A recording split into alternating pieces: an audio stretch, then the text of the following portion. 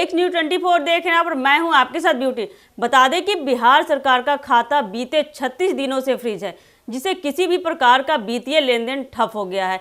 इस स्थिति का सीधा असर मुख्यमंत्री नीतीश कुमार, मंत्रियों, विधायकों और करीब 9 लाख सरकारी कर्मचारियों के वेतन पर पड़ा है। दिसंबर और जनवरी महीने का वेतन अब तक जारी नहीं हो सका है।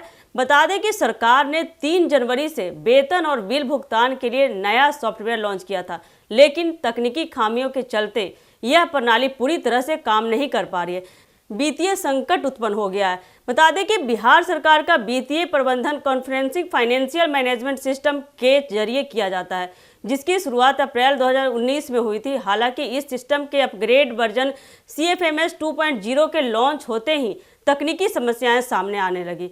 सॉफ्टवेयर में आई गड़बड़ी के कारण 3 लाख क्षेत्रीय कर्मचारियों, 5 लाख शिक्षकों और 50,000 संविदा कर्मियों को अब तक दिसंबर और जनवरी का वेतन नहीं मिला है। सचिवालय के कर्मचारियों की भी जनवरी की सैलरी अटकी हुई थी। बता दें कि वित्त विभाग के मंत्री सम्राट चौधरी ने दावा किया कि नई प्रणाली 27 जनवरी तक सुचारू रूप से काम करने लगेगी। उन्होंने बताया था कि सॉफ्टवेयर का अपग्रेड वर्जन धीरे धीरे रन कर रहा था और कुछ दिनों में सभी समस्याओं का समाधान भी हो जाएगा, लेकिन 36 दिन बीतने के बावजूद स्थिति जस की तस बनी रही। सरकारी कर्मचारियों के धैर्य की भी परीक्षा हो रही है, क्योंकि नियमित वेतन पर मिलने से उन्हें आर्थिक कठिनाइयों का सामना करना पड़ रहा है।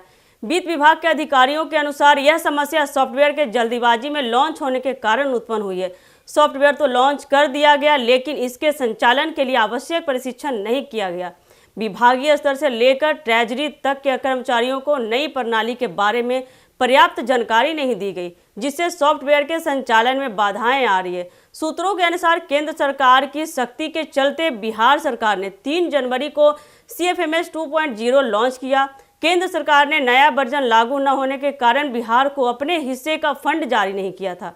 केंद्र ने स्पष्ट रूप से निर्देश दिया था कि 31 जनवरी तक नया वर्जन लागू किया जाएगा, लेकिन फंड रोक दिया गया। इस दबाव के कारण राज्य सरकार ने बिना पूरी तैयारी के नया सॉफ्टवेयर लॉन्च कर दिया, जिसके परिणाम स्वरूप वित्तीय लेन देन पूरी तरह से बाधित हो गया है। लगातार वेतन में देरी के चलते राज्य के कर्मचारियों में असंतोष बढ़ता जा रहा है। शिक्षक, संविदा कर्मचारी और अन्य सरकारी कर्मी वेतन के लिए परेशान हैं।